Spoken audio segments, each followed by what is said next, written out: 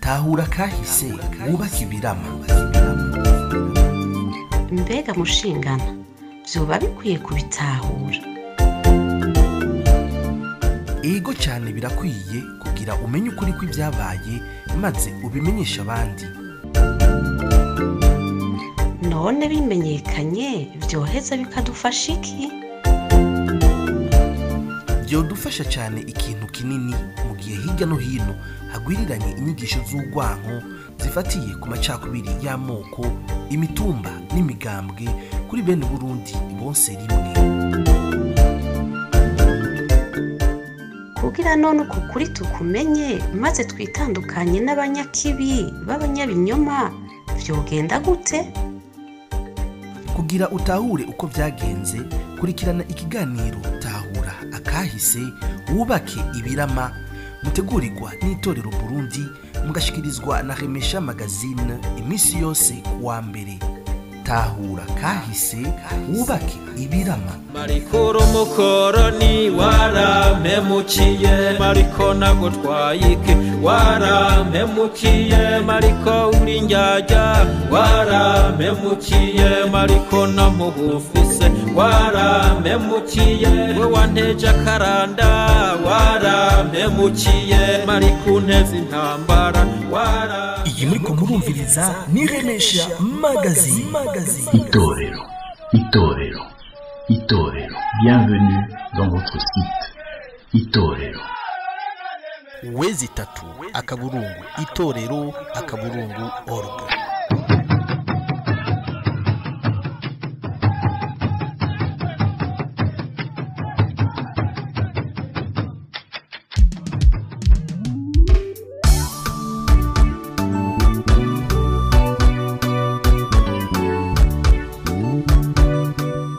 Ubuntu twarazwe n'abasokuru budutegeka ukubaha no kugira ubuntu ku kiremwa muntu cyose kuko dusangiye ubuntu. Turi ku munsi wa mbere igenekerezo rya 11 ntwarante umwaka wa 2024. Ndabaramukije ndabifuriza ikaze muri kino kiganiro cyacu Tahura Akahise wubake ibirama. Ni ikiganiro mutegurirwa n'itorero Burundi mukagishikirizwa na Remesha Magazine. Tujane hakurya tugende kuyahama, nasemereye cyane mpagaze mu mayira abiri. Muri kino kiganiro cyacu cya 31 tugiye kugaruka ku bwoko nkomoko no ku bwoko bw'imibereho, aho abantu benshi bagira ikibazo kuba hari abantu bashobora kuba mu miryango ibiri itandukanye. Muri kino kiganiro tukaba turi kumwe n'umwarimu wacu umuganga Alphonse Rugambarara. Ndabaramukije. Mwaramutse Frank, murakoze kandi kutuhamagara ngo tuyage kuvyerekeye Uburundi dukunda. Ndaramukije n'abaza kutwumviriza bose, twizeye ko bo dutega amatwi bagatahura ibyo dushikiriza. Murakoze. Muganga, tugaruke gato ku bwoko bw'abantu. Mu nyigisho ziherutse mwavuze ko ubwoko bw'abantu buri mu mice ibiri, hari ubwoko nkomoko n'ubwoko bw'imibereho. Mbega hari aho umuntu ashobora kugira imiryango ibiri? Reka dufatire ku bene Gwamba bavuga yuko bashobora kuba bari mu bwoko kandi bwa Benengo. Urakoze kuri icyo kibazo kandi urakoze kugaruka ku kibazo cy'ubwoko, kuko nicyo kibazo kigwajije abarundi, abanyarwanda n'abantu bo muri aka karere. Tumaze imyaka turi mu ngwano zidahagarara kubera icyo kibazo.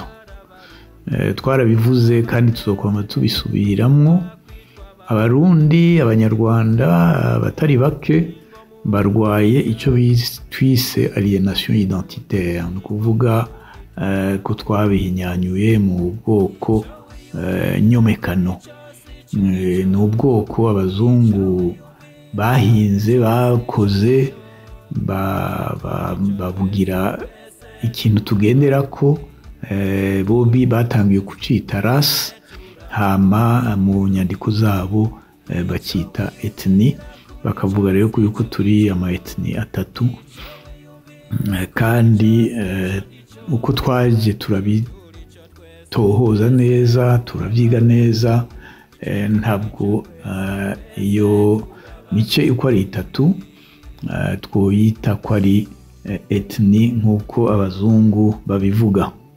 Rero ni byiza ko tubigaruka kuko turabona ku bica mu ngurukanabumenyi byo bita amarezo sosiyo, icyo kibazo cyama cyagarutse, tukabona yuko abarundi batari bake babishyiramo urwango, bashyiramo kwinubana, kuko habaye ibintu byinshi mu gihugu cyacu muri aka karere by'ubwicanyi cyane cyane. Ibintu byatanguriye muri politiki, ubu byagiye mu banyagihugu nka bose. Nta murundi yovuga ko atabuze uwabo muri izi ngwano. Ni nacyo gituma rero bigoye cyane mu mitima kubivamo cyangwa kubigwanya. Rero icyo twiyemeje mu nyigisho zacu ni uko tugerageza gutahuza abarundi ingene barwaye, ingene turwaye iyo ndwara alienation identitaire ituma tuguma twangana, kandi tuzi uwabizanye n'intumbero yari afise ya politiki. Rero warubajije uti mbega umuntu arashobora kuba ari mu bwoko bubiri, ubwoko bw'inkomoko. Aha nashaka abarundi batahure ubwa mbere yuko turavye akahise ko muri aka karere uko ingoma zagiye ziriyubaka zisamburana, ahenshi ingwano zaba ziri mu moko nkomoko ahanini, kuko nibo bagize ingoma, zirabaho zirasambuka, izindi ziramira izindi n'ibindi.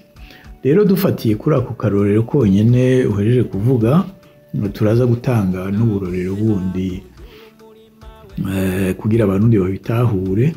Ubwoko nkomoko bufise intumbero zibiri canke twonavuga na zitatu, kuko hariho ibyo bashize mu bwoko nkomoko bitari byo by'ukuri mugabo byafashe.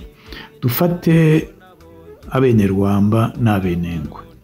Icyo tuzi mu byo twarondeye, tuzi yuko Rwamba yoba yabaye umwami wa nyuma w'Ibungwe. Abamukomoka ko rero bomenya yuko bakomotse ku mwami w'Abenengwe, muri ingoma y'Ibungwe ariyo yavuyemo Abenengwe bose. Rero aho mu kuvuga inkomoko urashobora kuva ku izina ry'umuntu atanguje ubwo bwoko bwasha bukomera, kandi ahanini wasanga ari mu bwoko bwiyitirira ingoma cyangwa batwaye ingoma. Hanyuma iyindi nkomoko rero nayo ni inkomoko y'aho abantu bavuye, aho bakomoka by'ukuri, ingoma barimwo uko yitwa, aho bose bari muri iyo ngoma bakitwa iryo zina ry'iyo ngoma. Turavye imbere y'uko Uburundi bubaho, turavye imbere y'uko n'u Rwanda bubaho, hariho ingoma zitandukanye nyinshi, kubera muri kahise kacu intara yari nini y'inyahamiraga bugwa, kubera abahungu banse umwe wese yanse vuga ati ndatwara iwanje, undi ati ndatwara iwanje, mugabo hakazuza haguma haba ingwano. Dufashe ingoma tuzi twovuga ahanini, twofata nk'Ibujiji, twofata Ibuha, twofata Ibushubi, twofata Ibugesera, twofata Gisaka, twofata Iburunga, twofata Gasabo, aho hose niho havuye ahanini ingoma zari zihari, ugasanga rero abakomoka muri izo ngoma biyita izi ngoma. Nicyo gituma wumva abajiji, abashubi, abagesera, abenengwe, abanyakarama, dufatire haruguru mu Rwanda, tugiye mu Rwanda tuva hariya Gisaka n'ahandi, aho hose abakomoka muri iyo ntara biyitirira uwo muryango, aribwo bwoko nkomoko bwabo. Abahatwara dufate nka Bugesera, abatwara bari abahondogo. Abahondogo rero ni nka bene Rwamba.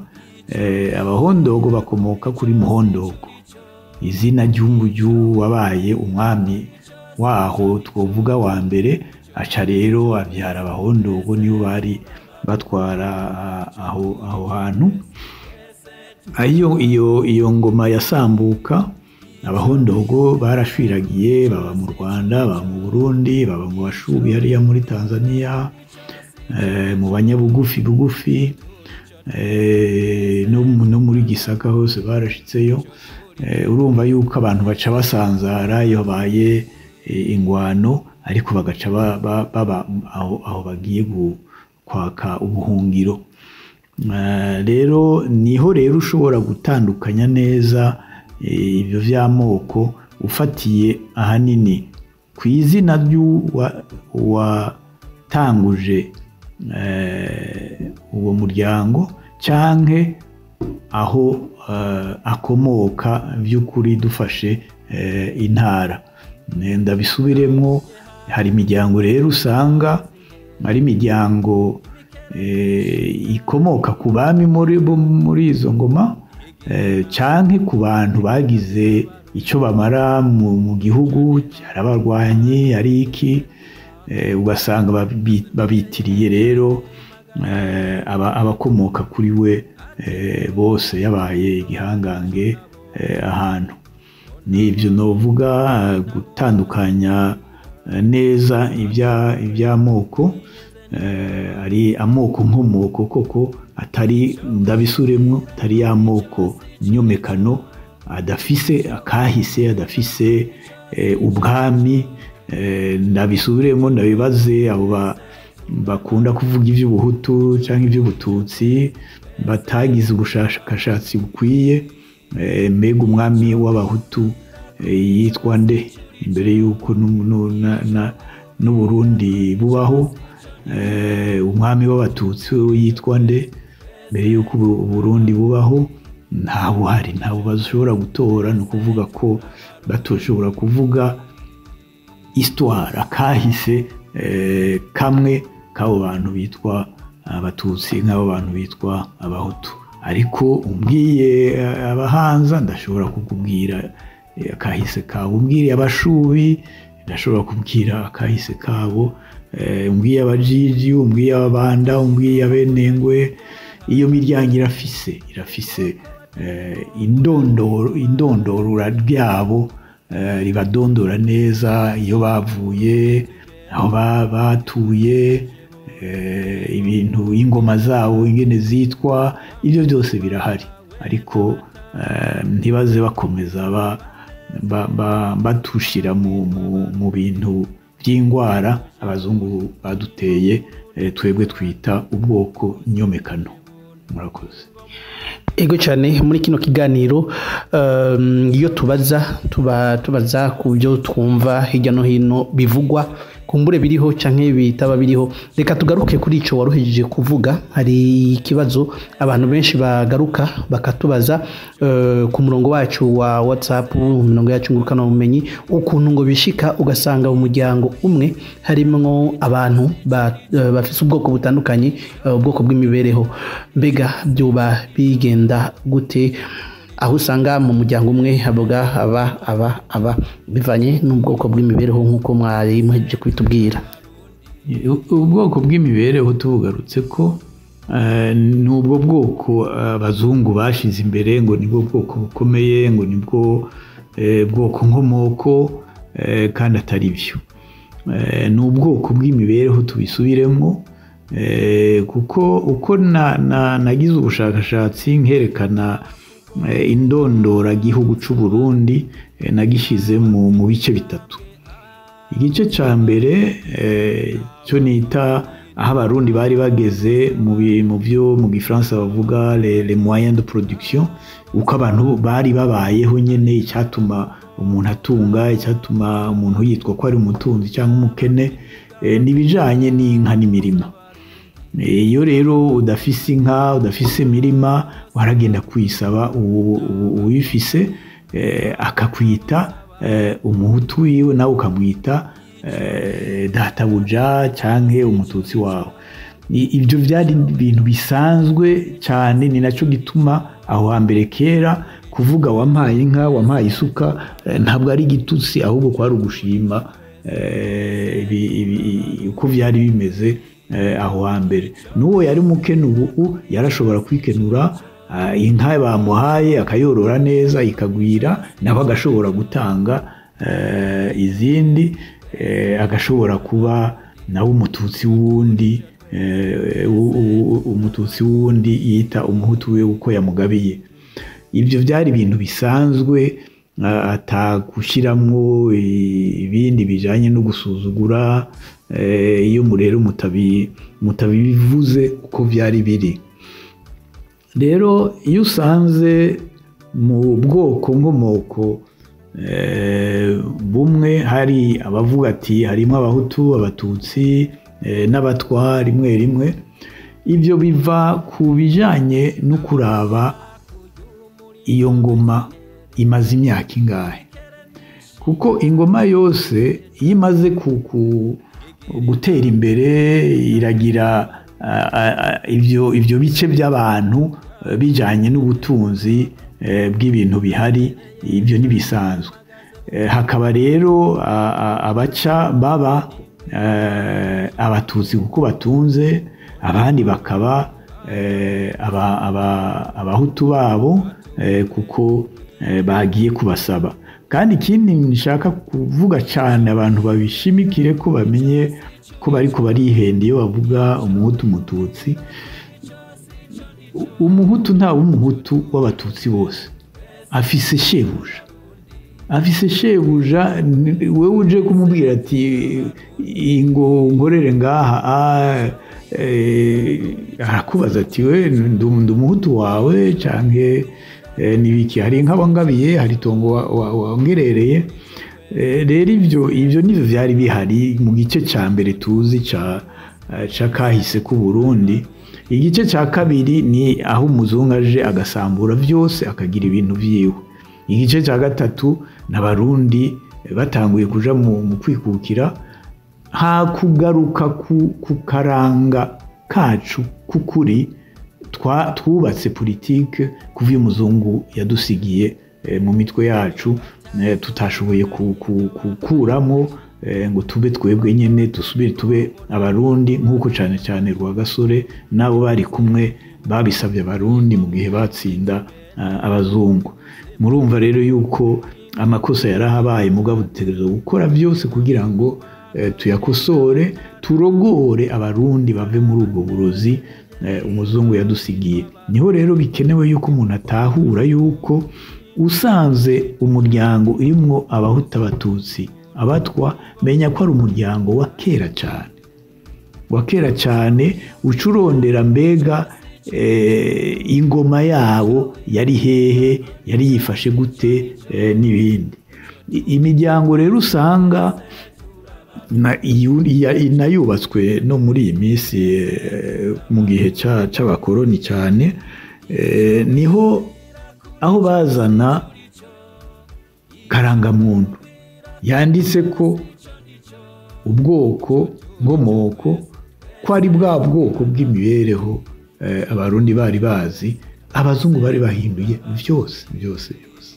No kwandika akahise kabo bakakandika uko bobo biyumviriye, cyane cyane bashimikiye ku bijyanye n'ibyitwa civilisation, ati n'abazungu babasiviriza abirabure, nta birabure bahari, abaje gusiviriza naba kuko bakomotse mu bazungu. Ikinyuma tuguma twumva abari ku marezo sosiyo bamwe baguma bagendera ko babiba urwango ku kintu cy'ikinyoma umuzungu yakoze.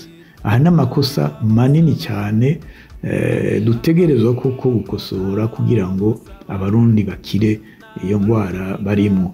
Rero utahure neza yuko iyo usanze harimo abahuta abatutsi, ngo dufate ababanda b'abahutu, ababanda b'abatutsi, n'abatwa, abanyakarama b'abatutsi, b'abahutu, b'abatwa, abenengwe cyo kimwe. Iyo n'imiryango ya kera yaronse igihe cyo kubaka novuga imibereho yayo, kandi muri iyo mibereho hakaba bamwe bakora ibi, abandi bakora ibi, abandi bakora ibi. N'ikindi nokongera ko nuko abazungu baje bashyiraho imibereho mu migwi itatu gusa. Siyo yonyene, mu gihugu ntihari abakozi b'imigwi itatu gusa, sivyo. Hari abandi dufate abahigi, dufate abapfumu, dufate bari nk'abaganga, dufate abavumbi bakora ubuki, ko ari ibintu byari bikenewe cyane muri icyo gihe. Iyo yose n'imyuga yariho, mugabo umuzungu atashimye gushyira imbere kugira ngo agumane utuntu dutatu yivugira uko yishakiye, ntiyerekane rwose uko abarundi bari babayeho aho hambere, cyane cyane ku bijyanye n'imibereho. Bagira ubushakashatsi, icyo nobasaba bagira muri histoire, nibahindure uko umuzungu yayishushanije Burundi, u Rwanda no muri aka karere kose, bikuremo bijya by'amaetni n'ibijya by'amarasi, barabe neza. Dufatiye nk'akarorero ku miryango, ku moko y'imibereho, babe no ko iyo mibereho atari gusa abahuta, abatutsi, abatwa, hariho abantu batandukanye benshi bari bafise imyuga muri icyo gihe. Twoshyira imbere tukerekana ingene nko mu gisata cy'ubutunzi ingene byari byifashe, n'imibereho yari hagati yabo bose, uko bahanahana ibintu n'ibindi, icyo twita mu Gifaransa les rapports de production, tubivuye kuri les moyens de production, kugira ngo abantu bashobore kubaho. Rero ibyo nivyo nashaka ko abatwumviriza batahura. Ubwo bwoko bw'imibereho bwariho muri icyo gihe, umuzungu ataraza, insiguro niyo. Ni ukuvuga ko byava ko umuryango, ubwoko nkomoko bwa kera bwari bufise ubwoko bw'imibereho bwinshi, kubera bwaronse umwanya wo kwibeshaho neza, kandi bukiyagura iyo miryango yabaho ahantu hanini. Ibyo nivyo rero nosigura cyane, si ikintu kinininya cyotuma abantu batabitahura. Ni ibintu byoroshe cyane kumenya iyo umuntu aba afise umutima wo gutahura icyo ari cyo Uburundi, icyo ari cyo Umurundi. Murakoze. Ego cyane, ahanini ibibazo byari by'uno munsi byari ibyo, ariko reka tugaruke. Hariho abantu benshi nk'uko itorero Burundi na Remesha bifatanya mu kugira bishobore kwigisha kahise keza k'ukuri, dutange inyigisho nziza y'ukuri ihuye na kahise k'ukuri ku Burundi. Ariko hari n'ibindi biganiro canke n'abandi bantu benshi, kumbure yaba mu bajeje umutekano canke mu bakorera bajeje umutekano, kumbure n'abandi abanyepolitike, bagaruka bakasubira kandi kubiba urwanko, bashira imbere ubwo bwoko nyomekano twahawe n'abazungu. Kenshi ugasanga umwe bamwise ngo ni satani cyangwa terme bakoresha ni sekibi. Uno munsi ugasanga baguma babandanya babivuga urwango babandanya babitiza umurindi. Mbega niki kimwe ugaruka mukavuga kuri abo bantu babiba babiba ayo macakubiri, umuntu uno munsi Murundi yofata iki, yoreka iki kugira dushobore gukira? Novuga ko ari ubujuju cyane, ariko ubujuju bw'incabwenge bafatira ku bintu by'ibishobisho. Turazi ingene abarundi bababaye kubera ubwicanyi bwakomotse kuri ivyo nyene. Rero sinzi ubwo bujuju bw'abo bantu baguma bashaka yuko tuguma mu ngwano buzodushikana hehe. Hari hakwiye ko abarundi koko bikebuka, bime amatwi abo twebwe twise abahutiza canke abatutsiza, kuko si n'abahutu si n'abatutsi. Turazi insiguro y'ukuri y'ubututsi canke y'ubuhutu ko yari ku ntwaro y'ubwami aho hambere. Ibyo muzungu yazanye byo kubita abahutu, byo kubita abatutsi, abishimikiye ku bijanye n'ivyo yise race, ni kinyoma, kandi ikinyoma gifise intumbero yo kubica. Divide et impera turayizi. None barashima kubandanya ako kazi k'umuzungu, niwe yakabatuma. Rero nibareke abarundi basubire kuba abarundi, niho igihugu comera neza, coshobora gusubira kuba Uburundi bwaho hambere twari tuzi, bushimikiye ku karanga k'umurundi. Hariho benshi bama bavuga ngo mu budasa bwacu. Mbega ubwo budasa n'ubuhe? Abantu basangiye ururimi, abantu basangiye ako kahise kaba keza kaba kabi, abantu basangiye intara umuzungu yashize ahandi, bamwe bibuka warapfuye ntiwapfuye, bama baririmba muri Burundi bwacu. Barazi insiguro yayo, barazi ko ari ikintu dusangiye koko muri indondora gihugu cacu. Ibyo byose barabirenga ko ari byo koko dusangiye, bakaja ku bintu bitanafise n'akamaro, ibintu bitoyi cyane. Uwo bishira mu nkuru bitatu: ubudasa bw'izuru, ubudasa bw'uburebure n'ubugufi. Ubwo budasa koko mwarabonye igihugu kifise amahasa gusa? Ibyo birashoboka? Hari aho nibaza mbe abo bandi iyo ngwara bazoyikira ryari koko? Biragoye gutahura, ariko nobwira cyane urwaruka ntibasubire kugwa muri icyo cobo kinini cyamize abarundi batari bake. Abarundi sinzi abazungu bimvye kandi bazi igituma bakimvye. Nakamu nguma ndabaterera, garuka mu ruhongore rw'Uburundi, mu b'abarundi bazi icyo ari cyo Uburundi by'ukuri, imbere y'uko umuzungu abusambura. Ntibafashe rero umuzungu gukomeza adusambura, kandi nzi neza yuko babizi igituma. Bamwe bavuga yuko bafise amadoktora, bafise ubushakashatsi bukomeye n'ibindi, bakavuga ibi bijanye n'ibiri muri Bibiliya n'ibindi byose. Oya, garuka mwumve abakera bacu. Nk'umutama yambwiye ngiye kumubaza iby'Uburundi, ati mwana ushaka kumenya iby'Uburundi bukira Uburundi, tumenye rero yuko umuzungu yabusambuye. Aho abakera bacu barabizi, barashobora kutubwira intumbero nyayo.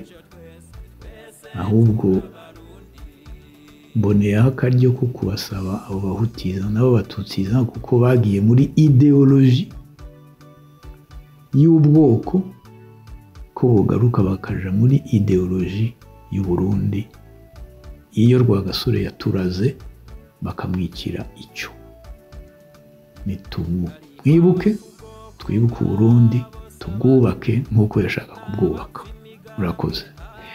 Ego cyane, reka ndabashimire ku mwanya mwafashe mudusigurira, muratubwiye byinshi bijanye n'umuryango, bijanye n'ubwoko nyumikano, n'ubwoko nkomoko, haba kuva ku ngoma cyangwa kuva ku mwami. Nizere ko no ku munsi wa mbere uza muzo twitaba mugaduha izindi nyigisho zitandukanye kuri za kahise ku Burundi.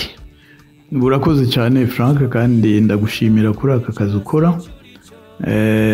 Turiko turagerageza kurogora abarozwe, natwebwe twari muri bo, ariko kubera ubushakashatsi twakoze twarabonye yuko dutegerezwa gusubira ku mizi yacu y'u Burundi, kandi irahari, abatari bake murayizi. Rero ngo tuyubakire ko Burundi bushasha, Burundi butarimo amacakubiri, Burundi burimwo abasenyera ku mugozi umwe. Murakoze. Ego tunatumirira umwe wese yifuza kumenya akahise k'ukuri ku Burundi ko ashobora kujya kuri West 3 akaburungu itorero akaburungu org, arasangaho inyigisho zitandukanye.